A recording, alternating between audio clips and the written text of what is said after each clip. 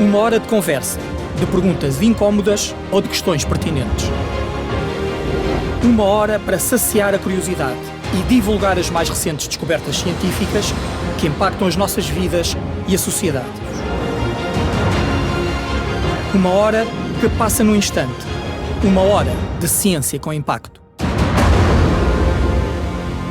Sejam bem-vindos, o meu nome é Paulo Caetano e este é o podcast Ciência com Impacto.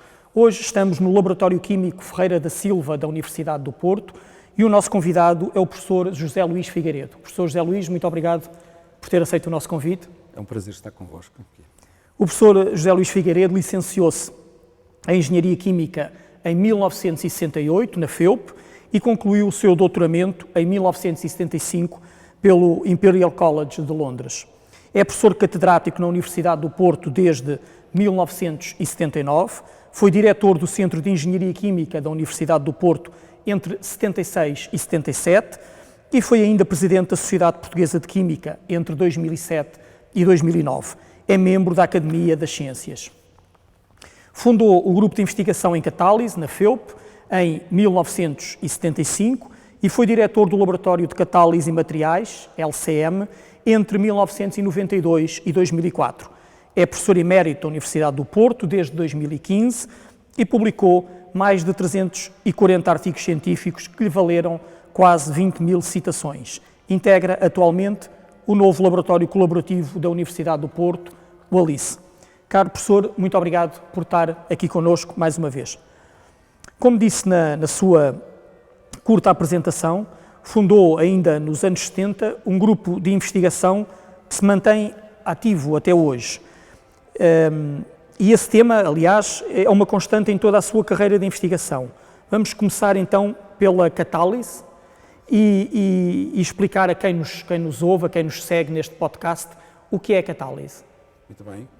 A catálise, portanto, é um fenómeno que só foi verdadeiramente entendido e interpretado no final do século XIX, por um senhor chamado Ostwald, que depois ganhou o Prémio Nobel por causa disso. Mas, portanto, um catalisador, o que é um catalisador? É uma substância que altera o mecanismo das reações químicas de modo a aumentar-lhes a velocidade e orientar também a reação química para o produto pretendido. Portanto, são as características da catálise. Posto isto, praticamente todos os processos químicos, ou a grande maioria dos processos químicos, mais de 80% ou 90% dos processos químicos, tem intervenção de um catalisador e a catálise também tem, digamos, um grande valor económico porque representa nas economias dos países desenvolvidos cerca de 30% a 40% do PIB.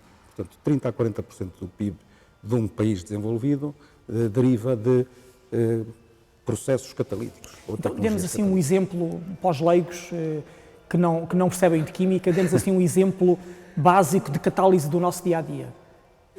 Do dia-a-dia. Eu ia começar por lhe dizer um exemplo. Mas também pode dar. Um exemplo, digamos, de um dos processos mais importantes que foi desenvolvido no início do século XX e que foi a síntese do amoníaco a partir dos elementos, do azoto e do hidrogênio. E que foi um processo que, inclusivamente, foi considerado pela revista Nature como a invenção mais importante do século XX. Foi uma revolução.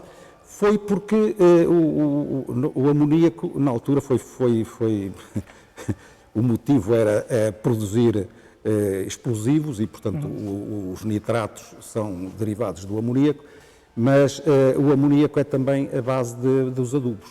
Sim. E portanto, o crescimento exponencial da população mundial ficou a dever-se a essa utilização de adubos.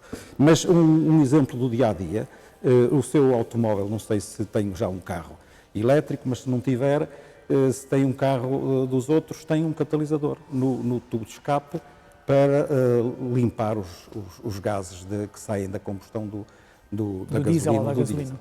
Portanto, tem aí um catalisador, aliás, um catalisador extremamente eficiente e muito difícil de engenheirar, porque tem que fazer duas coisas que são um bocado contraditórias, que é oxidar e reduzir.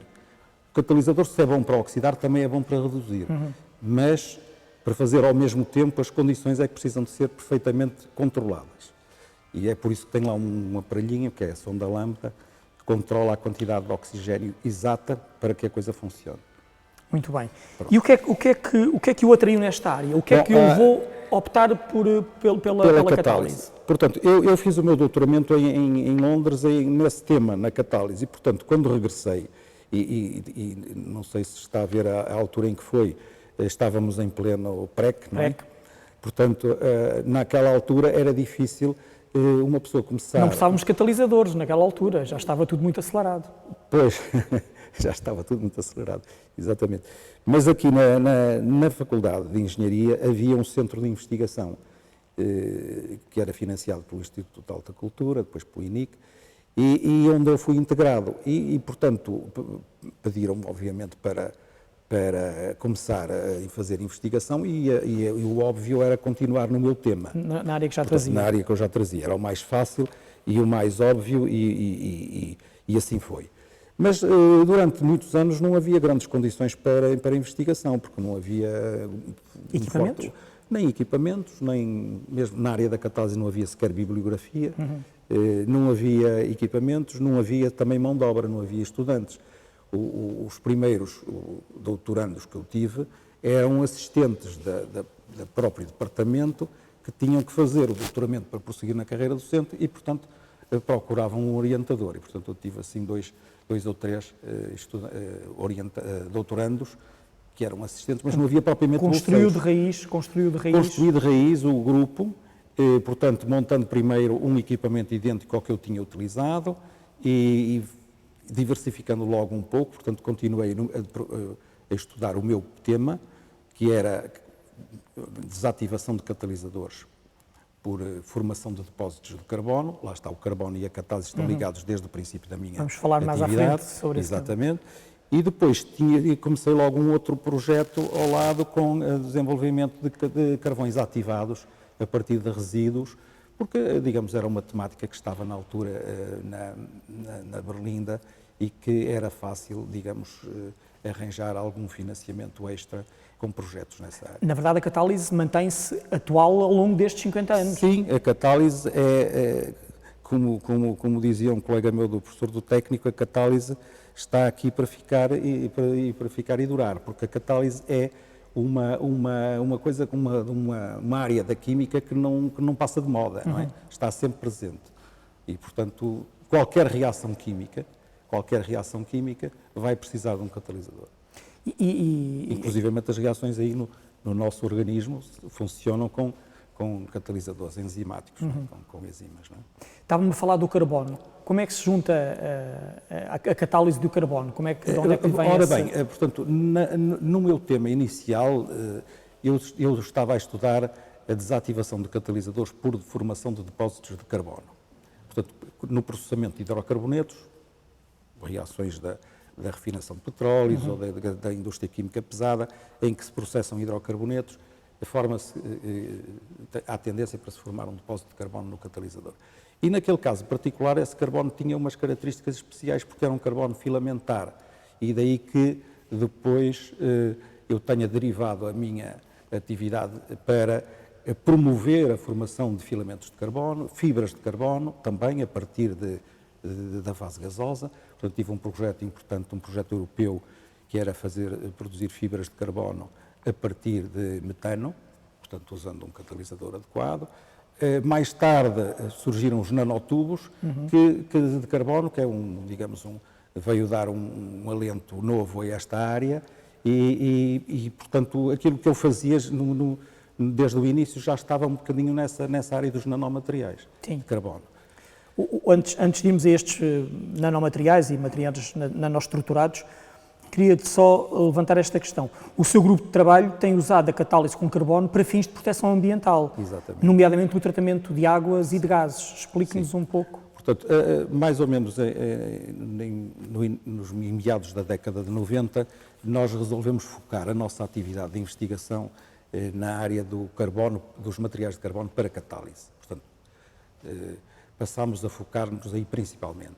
E um dos primeiros processos que estudámos foi o processo que se chama Wet Air Oxidation, Portanto, é um processo de oxidação, um dos chamados processos de oxidação avançada, que consiste em oxidar os poluentes orgânicos nos efluentes ou nas águas, por meio de radicais, e em que se usavam catalisadores metálicos. Mas os catalisadores metálicos depois têm um problema, é que acabam por passar também lixiviar para a solução e cria-se um problema de contaminação diferente pelo metal.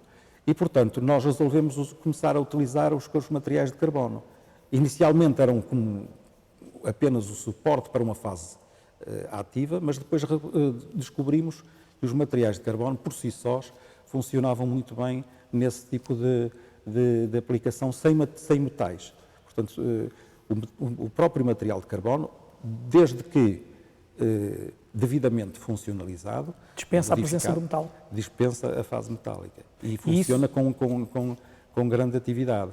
E a partir daí nós entramos numa fase de crescimento de utilizar materiais de carbono modificados, não é? Claro.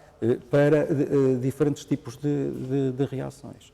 Por exemplo, que tipo de... Por exemplo, para desidrogenação oxidativa, se quiser produzir uma olefina a partir de uma parafina, pode fazer isso com um material de carbono, desde que lá meta um grupo carbonilo, grupos carbonilo, que funcionam como centros ativos para essa reação. Portanto, este vosso trabalho de investigação acabou por ter aplicações na indústria?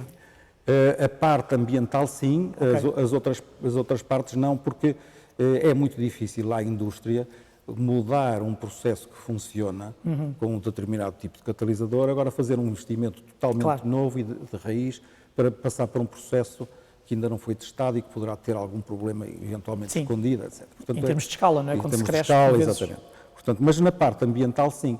Nós temos, aliás, nós desenvolvemos aí umas metodologias para funcionalizar e modificar a superfície dos materiais de carbono, e que foi isso que nos valeu algum reconhecimento internacional, porque, digamos, publicámos uma série de artigos, um dos quais é citadíssimo, tem mais de 2.000 citações, e que, de facto, é a base de tudo o que nós fazemos. Portanto, é a maneira de modificar a química superficial do material e depois fazê-lo de forma adequada para a reação que a gente pretende. E a maneira de controlar esse processo e depois de caracterizar e quantificar os centros ativos do catalisador. Isso, como é que se consegue? Que tipo de aplicações é que nós fazemos? Começámos pela parte ambiental e depois temos uma outra área, agora, que é na parte da eletrocatálise, em que também usamos os materiais de carbono, mas aí para fazer, digamos, as reações, tentar substituir os catalisadores de platina que são usados nas células de combustível. Nas células de combustível. Os elétrons são normalmente platina suportada em material de carbono, mas nós temos maneira de eliminar a utilização da platina. E, portanto, substituem por um material mais comum, portanto, assim. Exatamente, porque nós conseguimos alguma eficiência só com o material de carbono funcionalizado, mas não consegue atingir a performance, o desempenho da platina. Mas quando com ferro, podemos substituir a platina por ferro, que é um metal mais barato vulgar, e que existe em maior abundância e que, portanto, funciona muitíssimo bem com um desempenho exatamente igual ao da platina, um material de carbono que tem que ser funcionalizado adequadamente e levar também ferro. Sei também que nos seus focos de interesse estão o tema da energia, da sua reconversão e na armazenagem. Sim. E que também aqui tem desenvolvido bastante trabalho de investigação. Sim, com materiais de carbono, mais uma vez. Portanto, os materiais de carbono têm esta flexibilidade, são facilmente ajustados, as propriedades são facilmente ajustadas ao que se pretende. E nós podemos controlar, lá está os tais materiais nanoestruturados, o que é que consiste isso? Nós podemos controlar, por exemplo, a porosidade, o tipo de poros, o tamanho de poros, a própria arquitetura dos poros, e podemos fazer isso de forma controlada. E pode fazer isso no carbono, é isso? Exatamente. Portanto, nós podemos fazer materiais porosos, com os poros, por exemplo, cilíndricos alinhados ou sem ser alinhados, ou poros de outro tipo, com dimensões que nós podemos controlar à partida, a gosto, não é? E, portanto, isso permite uma grande flexibilidade. E, por outro lado, podemos modificar também as propriedades de superfície, que são fundamentais, são muito importantes em catálise, porque a catálise é um fenómeno de superfície, depende do que está à superfície, de ter grupos funcionais, grupos ativos, que funcionam como centros na catálise. E, portanto, é fundamental ter esta flexibilidade, ou melhor, os materiais de carbono oferecem-nos esta flexibilidade de poder ajustar à medida do que nós queremos.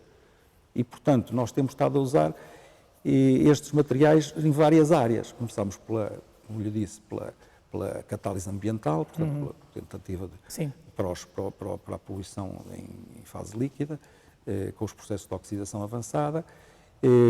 Temos tido algum sucesso.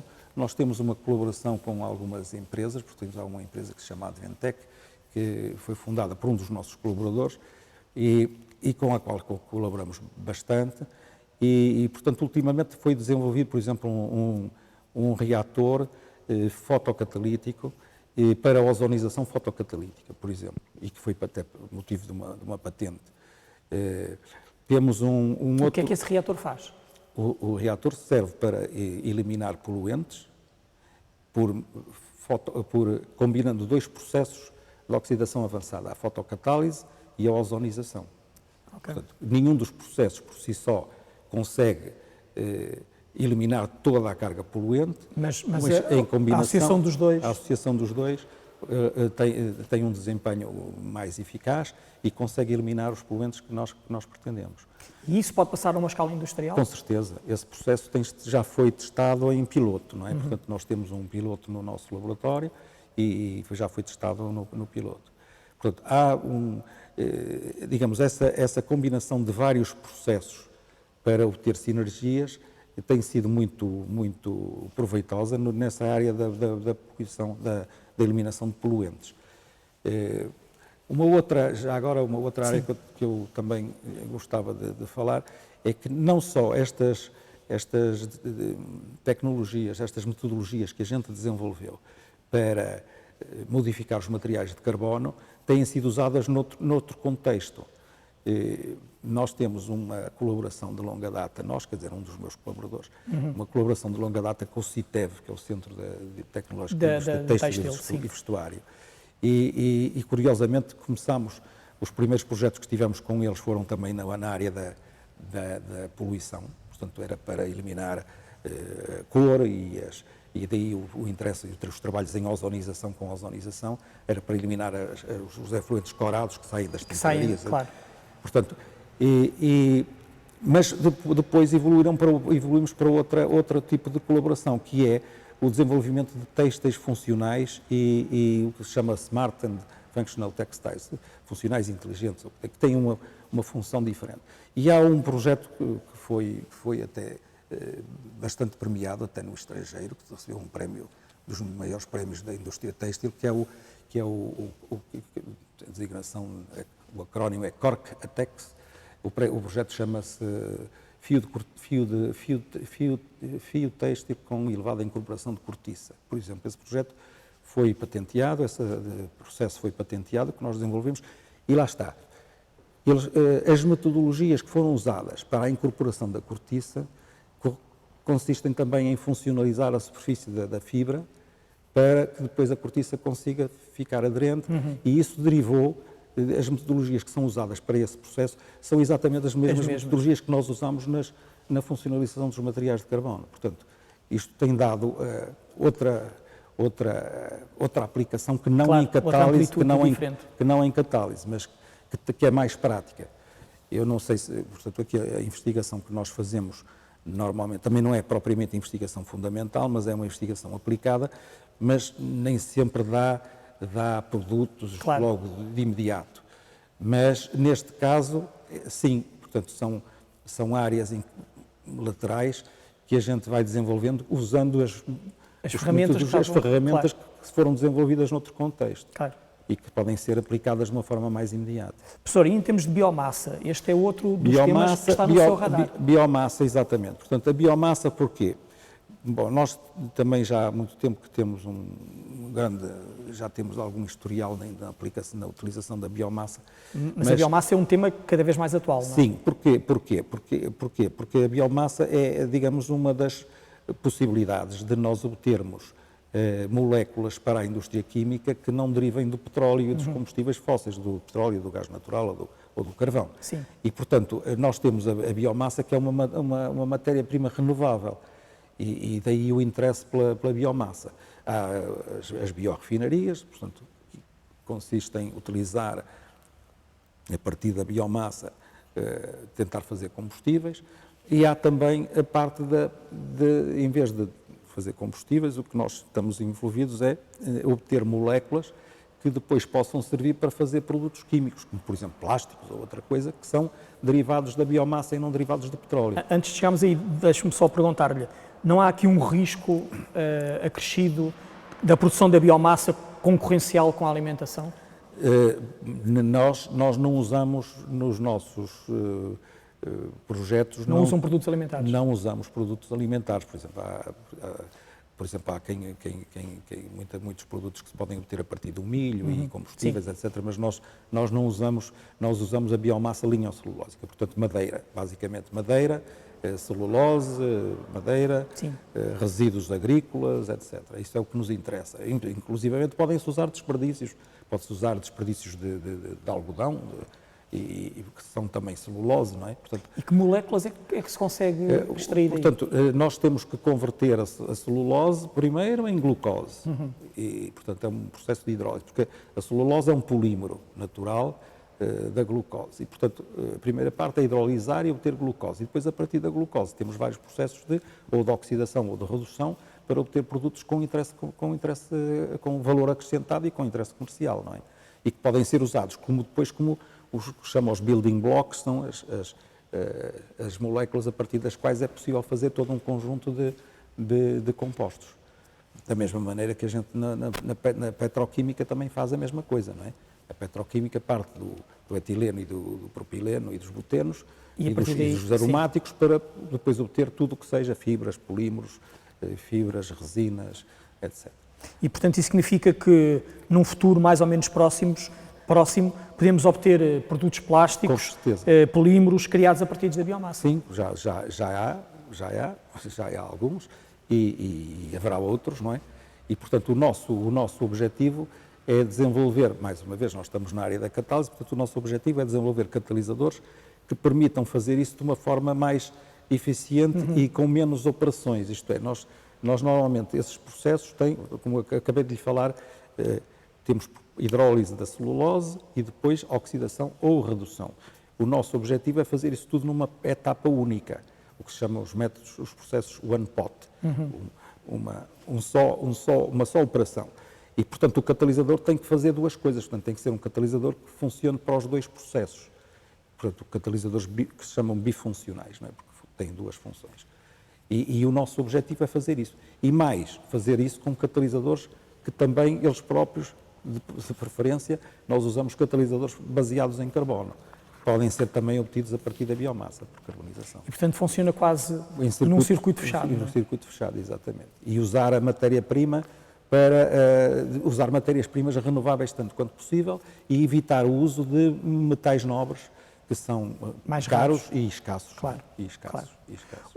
A biomassa traz desafios à investigação, porque tem mais oxigênio do que o petróleo e, portanto, isso acaba por ser uma dificuldade acrescida. Na parte, se estamos a falar na parte para combustíveis, sim, porque se quiser obter combustíveis, se quiser obter um líquido combustível a partir da biomassa, a biomassa tem carbono, hidrogênio e oxigênio. E o petróleo tem carbono e hidrogênio, sobretudo. Também tem algum oxigênio, mas muito pouco, é dispersável, não é? Portanto, tem que eliminar o oxigênio. Mas há processos, mais uma vez, catalíticos, para fazer a desoxigenação dessas frações derivadas da biomassa. É uma área, aliás, de forte envolvimento da investigação, mas nós também estivemos um bocado nisso, mas neste momento não sei se no grupo há alguém que esteja a trabalhar nessa área, porque nós também fizemos alguma coisa sobre a desoxigenação. Há pouco estávamos a falar da fotocatálise. Exatamente. É uma tecnologia promissora. Muito promissora, porque nós começámos na fotocatálise, mais uma vez, que há um colega meu que começou com essa área no final do século passado. Não é? No final do século XX. Um colega meu que está no grupo e que desenvolveu essa área e ele, sobretudo, também mais uma vez, o grande salto foi quando nós começámos a incorporar no fotocatalisador materiais de carbono. Porquê? Porque o fotocatalisador normalmente é um semicondutor, como o dióxido de titânio, mas tem um problema, é que por iluminação há uma separação entre eletrões e os buracos, não é? E os holes, como se chama, mas tem tendência a recombinar. E se houver lá um material de carbono, nomeadamente nanotubos de carbono, um material que seja condutor, elimina-se, evita-se, impede-se, de certo modo, essa recombinação. Portanto, o processo fica mais eficiente. E nós desenvolvemos no nosso grupo muita investigação sobre a fotocatálise para a descontaminação ambiental, portanto, para eliminar poluentes em águas. Mas neste momento nós temos, sobretudo, virados para aquilo que se chama os solar fuels, os combustíveis solares, isto é usar a fotocatálise para, por um lado, há várias opções, nós estamos envolvidos em todas elas. Uma é produzir hidrogênio, portanto fazer aquilo que se chama o splitting, o water splitting, a separação da água, das moléculas do oxigênio e do hidrogênio. O outro é a redução, a fotorredução do CO2, portanto usar o CO2, usar processos fotocatalíticos para reduzir o CO2 e produzir metanol. Esse é mais difícil. E o terceiro, que nós estamos a usar com algum sucesso, é fazer a fotossíntese, isto é, usar a fotocatálise para sintetizar compostos com interesse para industrial, por exemplo, para que sejam fragrâncias ou compostos que são sintetizados por meio de um catalisador e da ação da luz. E, portanto, nós estamos a desenvolver nessa área, uma área interessante agora, que já não é a fotocatálise para eliminar poluentes, mas sim a fotocatálise para fazer uma série de outras aplicações diferentes. Sim, para fazer síntese. E há aqui também a eletrocatálise. Já lhe falei, tem a parte das fuel cells. O nosso projeto mais recente tem a ver com a investigação, o desenvolvimento de um dispositivo que se chama, aquilo que se chama em inglês, Unitized Regenerative Fuel Cells, que é a combinação de um eletrolisador e de uma fuel cell. Portanto, é um dispositivo em que, ora pode funcionar para gerar energia, ou funciona, consome energia para fazer a eletrólise da água. E isto, qual é o interesse? O interesse tem a ver com os processos de captação de energia renovável, que são normalmente intermitentes. Por exemplo, a energia do vento é só quando sopra o vento, a energia solar é quando há luz. Dia, claro. Pronto. E, portanto, nós temos que armazenar, por um lado, a energia quando ela está em excesso e depois usar o dispositivo para produzir energia quando tem falta. E, portanto, o que é que isso implica? Implica que os dois elétrodos, têm que funcionar alternadamente para uma função ou para a outra, para fazer eletrólise ou para gerar energia. E, portanto, temos que ter um elétrodo que sirva para eletrólise ou para a fuel cell. E isso consegue-se como? Desenvolvendo um catalisador, um eletrocatalisador, que seja também, chama-se também bifuncional, porque serve para as duas coisas. Para as duas funções. Portanto, tem que funcionar em eletrólise e em modo de fuel cell. Não é fácil, mas temos tido alguns resultados promissores em algumas das reações. Estamos a falar ainda de projetos mais piloto. Sim, este é um projeto que foi desenvolvido em colaboração com outras instituições. Estou-me a lembrar da Universidade de Aveiro, não sei se havia também a Universidade de Trás-os-Montes, mas penso que pelo menos a Universidade de Aveiro estava envolvida e vários grupos do nosso departamento que agora estão metidos estamos todos juntos no Alice. Professor, sei que ao longo da sua carreira a catálise não foi apenas um tema de investigação. Na verdade, para si foi também sinónimo de universidade, sinónimo de academia, ou seja, procurou sempre criar uma escola e deixar um legado que tivesse continuação, é isso? Exatamente. Eu, quando comecei não havia um ensino estruturado de catálise em lado nenhum. Quer dizer, a catálise começou a ser ensinada em Portugal na década de 70, quando começaram a regressar algumas pessoas que se tinham doutorado em catálise lá fora. E eu comecei aqui na FEUP em 75 e, portanto, sempre tive a preocupação, por um lado, de promover o ensino da catálise, daí que eu escrevi um livro de texto para os alunos.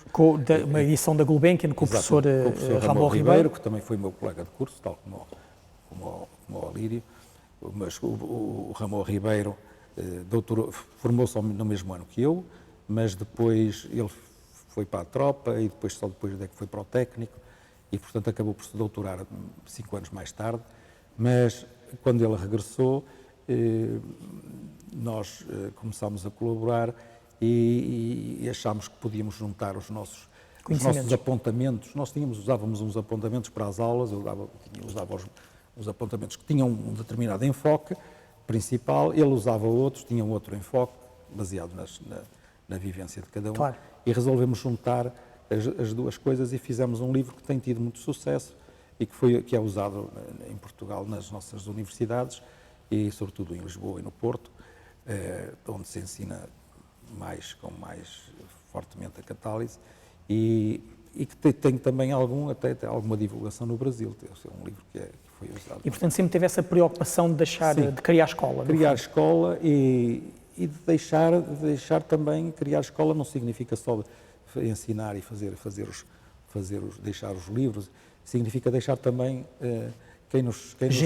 gente que continua a nossa missão, a nossa obra. E eu tenho a sorte de ter um sucessor, ou vários, à altura, já vai na terceira geração, e portanto... E fez esse balanço agora, quando se tornou professor emérito, fez esse balanço também com uma obra sobre catálise, não é? Resolvi pôr em papel e escrever um pouco o percurso e a gênese e a história do nosso grupo de investigação e espero que seja motivação para os que vêm a seguir, para os que entram a seguir, para os que entram agora, para poderem fazer também obra de vulto. Não é? Sei que neste momento está ocupado com uma outra investigação que não tem nada a ver com a catálise, mas que também, tal como temos vindo aqui a falar, vai sair sobre a forma de livro. É um estudo sobre a história da indústria química em Portugal, a pretexto dos 150 anos do nascimento de Alfredo da Silva, fundador da CUF, Companhia União Fabril, que na atualidade deu origem à Bondalti. Como é que está esse projeto? Bom, esse projeto foi a Fundação Amélia de Mello que o desafiou? Não a mim diretamente, portanto, mas tem promovido diversas iniciativas precisamente para assinalar esta efeméride e no âmbito disso tem colaboração com várias universidades, entre as quais a Universidade de Aveiro, a Universidade do Porto, e no caso da Universidade do Porto foi pedido este trabalho sobre a CUF do Barreiro e a direção do departamento pediu-me a mim que me encarregasse de fazer, e eu aceitei de bom grado. Houve inicialmente houve várias iterações para chegarmos ao conceito final. Mas, portanto, digamos, a obra que estou a escrever procura, num primeiro capítulo, descrever a indústria química desde os primórdios, na Revolução Industrial, de forma breve, não é? Obviamente, porque claro. A indústria química é um mundo muito grande, mas assinalar os marcos principais. E depois, num segundo capítulo, é o desenvolvimento da indústria química em Portugal, que começou no século XIX, mas depois onde o grande desenvolvimento foi no século XX. No século XX, claro. E do qual a CUF, de Alfredo da Silva, foi sem dúvida, merece um destaque, porque rapidamente se tornou num Uma maior, dimensão numa internacional. dimensão internacional e no maior grupo industrial português na altura, não é? Quando chegámos a 1975, quando a indústria foi nacionalizada, era o maior grupo industrial português, estava envolvido numa série de atividades que já não tinham nada a ver com a indústria química também. Sim, que eram complementares ou acessórios. Tinha a construção naval, por exemplo, a Sete Nava, a Lisnava, essa história. Portanto, além de outras coisas, banca, seguro. Mas vimos até depois aos nossos dias. Exatamente. Depois houve o período da nacionalização, depois houve o período de uma reestruturação, obviamente, e depois, quando foi a reprivatização, nos anos 80 já pronto, foi aí que nasceu a Bondalti também, não é? E essa história é que eu estou a tentar contar. E depois, um terceiro capítulo, que é o capítulo que poderá ter mais interesse, mas ainda não cheguei lá, mas que tem a ver com o futuro, isto é, como é que, a partir deste legado que nós temos, o que é que podemos esperar? Química, como é que a indústria química pode ajudar a resolver todos aqueles desafios que se colocam e que são conhecidos, são os desafios que são aqueles, não sei quantos desafios o combate às alterações climáticas, às alterações climáticas e novos vetores energéticos, novas matérias-primas, lá está, as matérias-primas renováveis. Lá está, a catálise vai estar envolvida... Vai estar sempre presente. Vai estar envolvida em muito disto. Vai estar envolvida em muito disto. Portanto, a catálise não passa de moda. Não passa de moda. Portanto, é uma área que tem... Que vai nos reservar surpresas no futuro próximo. Tem muito potencial porque tudo que são reações químicas vai precisar de catálise. Professor José Luís Figueiredo, muito obrigado por esta partilha, muito obrigado por esta conversa. Foi um prazer e estar por ter aceito estar aqui connosco na Ciência com Impacto. Ciência com Impacto despede-se. Até à próxima semana com um novo tema e um novo convidado. Obrigado. Ciência com Impacto é um projeto que conta com o apoio da Bondalti, a maior indústria química portuguesa.